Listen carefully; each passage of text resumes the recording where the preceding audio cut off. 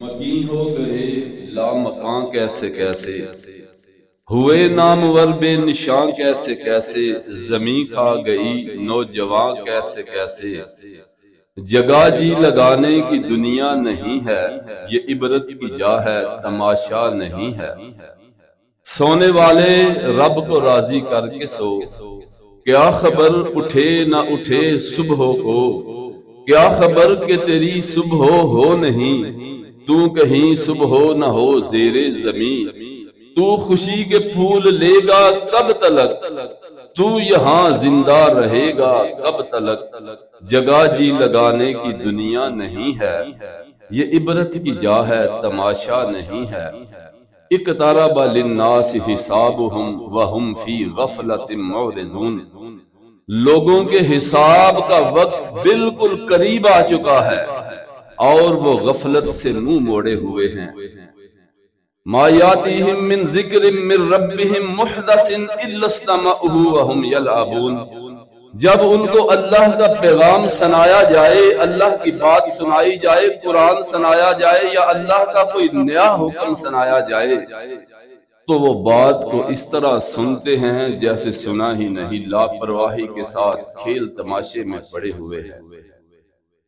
واجب الاحترام سامعین اکرام، اگر آپ کسی ایسے شخص سے ملے جس کی عمر 1000 سال ہو، ناممکن ہے یہاں تو ایسا شخص آپ کو نہیں ملے گا۔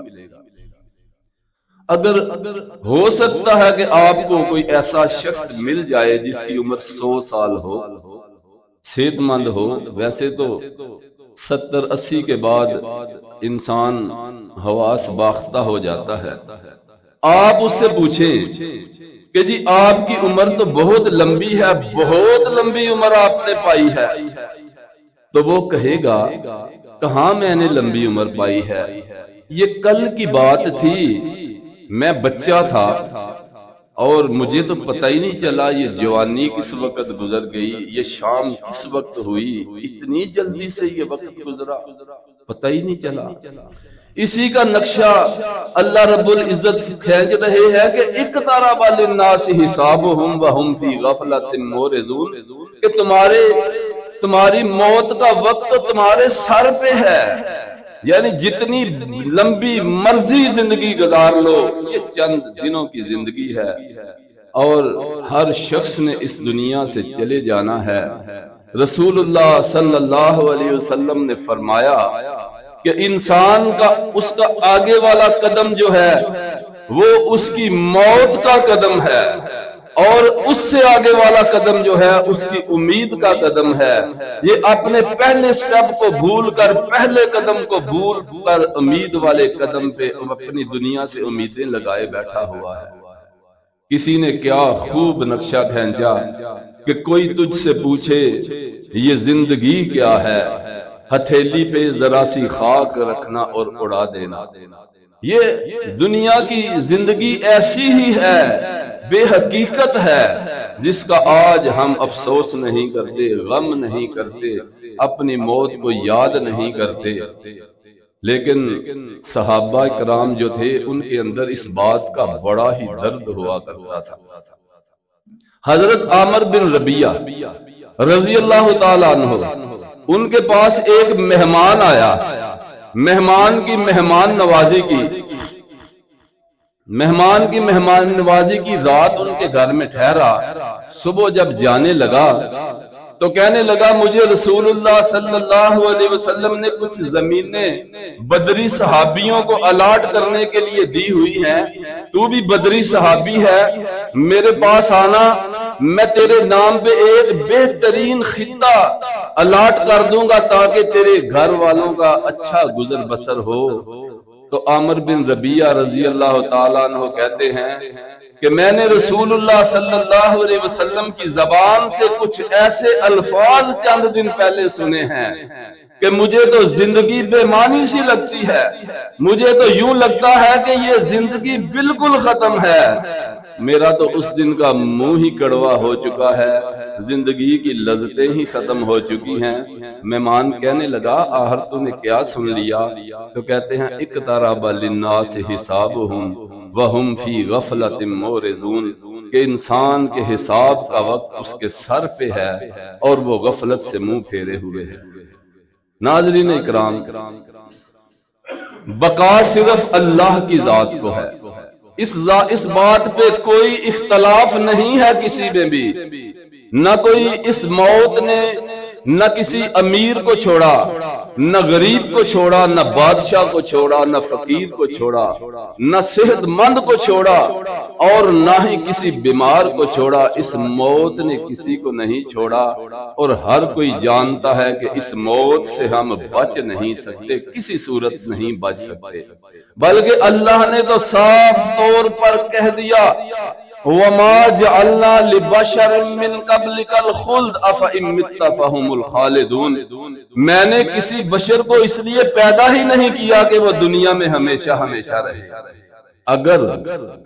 اگر کسی کو بقا ہوتی تو صرف اور صرف اس شخص کو ہوتی جس کا نام نامی اسم گرامی محمد الرسول اللہ صلی اللہ علیہ وسلم ہے۔ اللہ فرماتے ہیں اگر آپ کو بقا نہ ملی تو پھر کون ہو سکتا ہے کہ جو اس دنیا میں ہمیشہ ہمیشہ کے لیے ٹھہرا رہے؟ یہ نہیں ہو سکتا۔ میں نے کوئی بشر اس طرح پیدا کیا ہی نہیں ہے۔ بقا ہے تو صرف ایک ذات کو کہ کل من علیہا فان ویبقى وجہ ربک ذو الجلال والاکرام، اس کے علاوہ کسی کے لیے بقا نہیں ہے۔ اگر بقا ہوتی رسول اللہ صلی اللہ علیہ وسلم کو ہوتی تو وہ کیوں دن دیکھنا پڑتا کہ جب میری اور پیاری آپ کی پیاری امی جان فاطمہ زارو قطار اپنے باپ کی جدائی میں تڑپتی تھی، وہ بلال جو تھا مدینے میں کیوں دیوانہ وار گھومتا پھرتا تھا، اور کیوں وہ وقت ہمیں دیکھنا پڑا کہ عمر نے تلوار پکڑ لی اور کہا آج اگر کسی نے کہا کہ محمد وفات پا چکے ہیں تو میں اس کا سر اس کی گردن سے اس کے تن سے جدا کر دوں گا۔ پھر حضرت ابو بکر کو لوگوں کو تسلی دینے کے لیے کہنا پڑا وما محمد الا رسول قد خلت من قبلہ الرسل افئن مات او قتل انقلبتم علی اعقابکم ومن ينقلب علی عقبیہ فلن یضر اللہ شیئا وسیجزی اللہ الشاکرین۔ ناظرین اکرام، یہ تو بات حقیقت ہے کہ موت سے چھٹکارا نہیں ہے۔ کل نفس ذائقۃ الموت، ہر شخص نے موت کا ذائقہ چکھنا ہی چکھنا ہے۔ بلکہ اللہ کہتے ہیں اینما تکونوا یدرککم الموت ولو کنتم فی بروج مشیدہ، تم اگر بڑے مضبوط سے مضبوط محلوں میں چھپے ہوئے ہو موت تمہیں وہاں بھی تلاش کر لے گی۔ پھر کیا کیا جائے؟ موت نے تو آنا ہی آنا ہے، اس نے تو ہمیں چھوڑنا نہیں ہے، اس کا حل کیا کیا جائے؟ وہ بھی اللہ کہتے ہیں وَإِنَّمَا تُوَفَّوْنَ أُجُورَكُمْ يَوْمَ الْقِيَامَةِ فَمَنْ زُحْزِحَ عَنِ النَّارِ وَأُدْخِلَ الْجَنَّةَ فَقَدْ فَازَ وَمَا الْحَيَاةُ الدُّنْيَا إِلَّا مَتَاعُ الْغُرُورِ۔ اللہ نے کہہ دیا موت نے تو آنا ہی آنا ہے، کل نفس ذائقۃ الموت، لیکن جس نے اپنے آپ کو جہنم کی آگ سے بچا لیا اور جنت میں داخل ہو گیا فقد فاز، وہ کامیاب ہوا، باقی ہر کوئی ناکام ہے۔ اس لیے اس موت سے بچنے کا چھٹکارے کا ایک ہی حل ہے کہ نیک عمل کر لیں۔ المال والبنون زینت الحیات الدنیا والباقیات الصالحات، اگر ہمارے ساتھ جائیں گے تو ہمارے نیک اعمال جائیں گے، یہ دنیا کا مال و متاع یہی رہ جائے گا۔ دیکھیے کبھی یہ چکر بھی ایک ہے، یہ ٹرائی کے طور پہ نہیں ہے، پریکٹیکل کے طور پہ نہیں ہے، یہ ایک ہی چکر ہے اور فائنل چکر ہے۔ کبھی ایسا تو نہیں ہوا کہ کسی کو آج آپ قبرستان میں چھوڑ کے آئے ہیں تو وہ 10 دن بعد آ جائے کہ میں اتنے دن کی مہلت لے کر آیا ہوں۔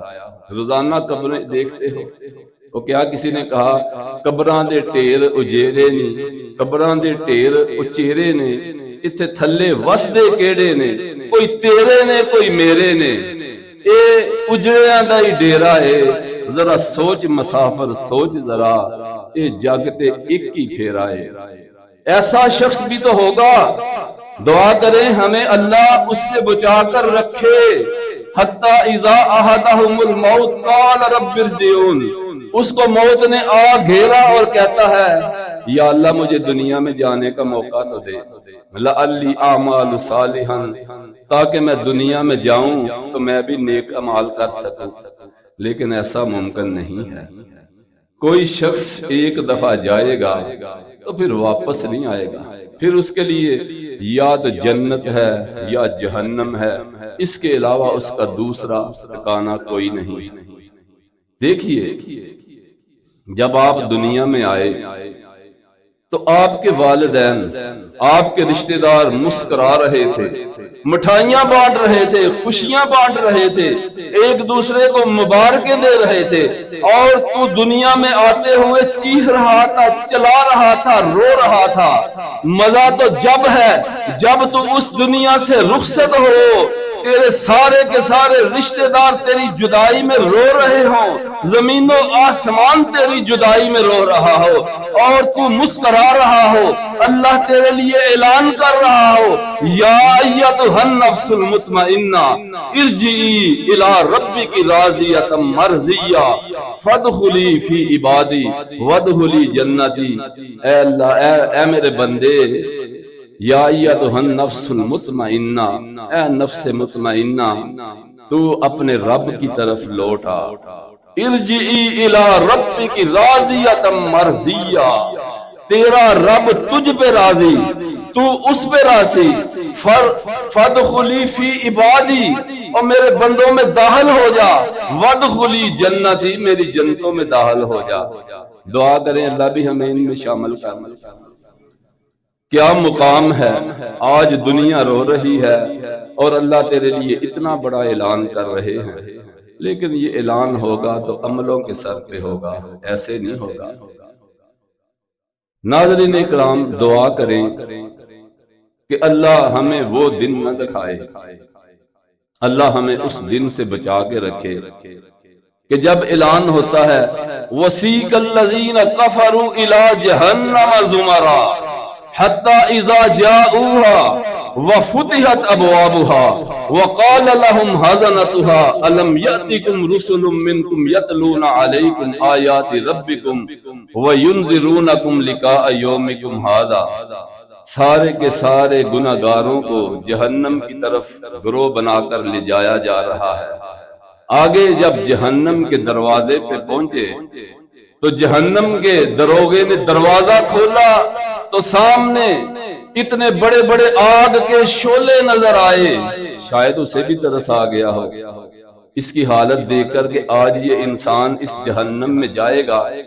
وہ کہتا ہے الم یاتکم رسل منکم یتلون علیکم آیات ربکم، او کیا تیرے پاس کوئی ایسا شخص نہیں آیا تھا، کوئی نبی نہیں آیا تھا جس نے تجھے اللہ کا پیغام سنایا ہو؟ آج اگر اس نے تجھے سنایا ہوتا تو مان گیا ہوتا تو اس آج آگ کی ملاقات سے بچ جاتا، آج آگ میں گرنے سے بچ جاتا۔ تو آگے سے بے بسی کے عالم میں کہے گا قالوا بلا، ہاں آیا تو تھا، ولیکن حقت کلمۃ العذاب علی الکافرین، لیکن یہ اللہ کے جو کلمات تھے وہ سچ ثابت ہوئے، آج ہمیں جہنم میں جانا پڑا۔ اللہم لا تجعلنا منہم، دعا کریں یا اللہ ہمیں اس منظر سے بچا کے رکھ، ہمیں اللہ اس منظر پہ لے جانا، اس منظر پہ جس کا تو نے اعلان کر رکھا ہے وَسِيقَ الَّذِينَ اتَّقَوْا رَبَّهُمْ إِلَى الْجَنَّةِ زُمَرًا حَتَّى إِذَا جَاءُوهَا وَفُتِحَتْ أَبْوَابُهَا وَقَالَ لَهُمْ خَزَنَتُهَا۔ اب خزنتها جو ہے نا وہ اعلان کرنے لگا ہے، متقی لوگوں کو جنت کی طرف گروہ بنا کر لے جایا جا رہا ہے۔ جب وہاں سے دروازہ کھٹکھٹایا، اندر سے جنت کے دربان نے جب دروازہ کھولا تو وقال لهم خزنتها سلام علیکم طبتم فادخلوها خالدین، دروازہ کھولتے ہی وہ سلام پیش کرتا ہے، کہتا ہے تم پہ سلامتی ہو، تم نے کیا اچھی زندگی گزاری ہے، اب اللہ کی جنتوں میں ہمیشہ ہمیشہ کے لیے داخل ہو جاؤ۔ کیا مقام ہے کہ جب دربان جنت بھی اس کو سلام پیش کرے گا، یا اللہ اللہم اجعلنا منہم، یا اللہ ہمیں بھی ان میں شامل کر لے۔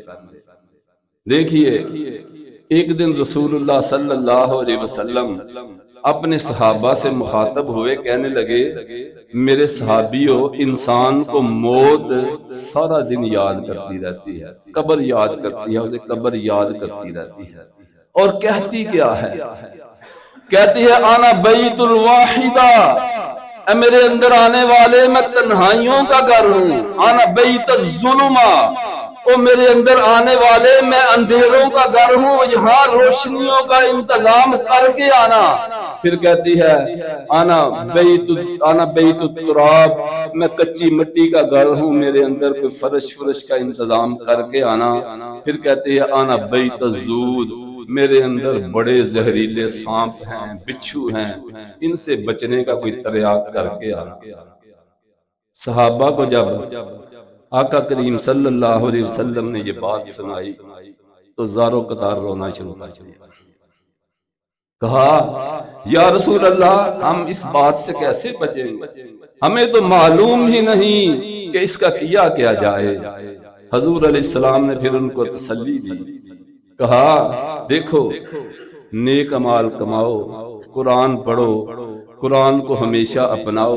پھر آقا کریم صلی اللہ علیہ وسلم نے ایک حدیث بیان کی جس میں میرے لیے آپ کے لیے خوشخبری ہے۔ فرمایا ان کان مومنا، دیکھیے آج تمہارے رشتہ دار تو تمہیں قبر میں اکیلا چھوڑ کر چلے آئے ہیں، اور تو اس کے پاؤں کی ان کے پاؤں کی آہٹ سن رہا ہے، تجھے پتا چل رہا ہے کہ یہ واپس جا رہے ہیں۔ آج تو تنہائی میں بیٹھا ہوا ہے اور فرشتے آ جاتے ہیں۔ آقا کریم نے فرمایا ان کان مومنا، آج والباقیات الصالحات تیرے کام آئیں گے۔ فرمایا ان کان مومنا کانت الصلاۃ عند راسہ، اگر تو بندہ مومن ہے تو اس کی نمازیں اس کے سرہانے آ کے کھڑی ہو جائیں گی۔ ان کان مومنا کانت الصیام عن یمینہ، اس کے روزے جو ہیں اس کے دائیں آگے کھڑے ہو جائیں گے، اور اس کا زکوٰۃ جو ہے ان شمال ہی، زکوٰۃ دی ہوئی اس کی بائیں طرف آ کے کھڑی ہو جائے گی۔ اور جو اس نے زندگی میں صدقات کیے، خیرات کیے، امر بالمعروف پہ کام کیا، لوگوں کے ساتھ احسان کیا، وہ اس کے پاؤں کی طرف آ کے جو ہے وہ کھڑے ہو جائیں گے۔ دیکھیے انسان کے اندر گناہ گاری تو ہوتی ہے نا، بے شک جتنا مرضی وہ متقی ہو، گناہ تو زندگی میں رہتے ہوئے آ ہی جاتے ہیں۔ اگر عذاب سر کی طرف سے آتا ہے تو نماز کہتی ہے آگے جانے کا اجازت نہیں ہے، یہ میرا نمازی تھا، میں تجھے آگے نہیں جانے دوں گی۔ اگر جو ہے وہ عذاب جو ہے دائیں جانب سے آتا ہے تو روزے کہتے ہیں یہ تو میرا روزے رکھنے والا بندہ تھا، آگے نہیں جانے دوں گی۔ اگر اس جانب سے آتے ہیں تو زکوٰۃ اس کو روک لیتی ہے۔ اگر عذاب پاؤں کی جانب سے آتا ہے تو وہاں سے صدقات، صدقے کیے ہوئے، خیرات کیے ہوئے، لوگوں کے ساتھ صلہ رحمی کی ہوئی اس کو روک لیتی ہے۔ پھر اس کو اللہ رب العزت ان عذابوں سے بچا لیتے ہیں۔ پھر انشاءاللہ حدیث نامکمل ہے چونکہ وقت ہو چکا ہے، وقت رہا، زندگی رہی تو پھر انشاءاللہ کسی وقت اس بات پہ، اس مضمون پہ بات ہوگی۔ وما علینا الا البلاغ المبین۔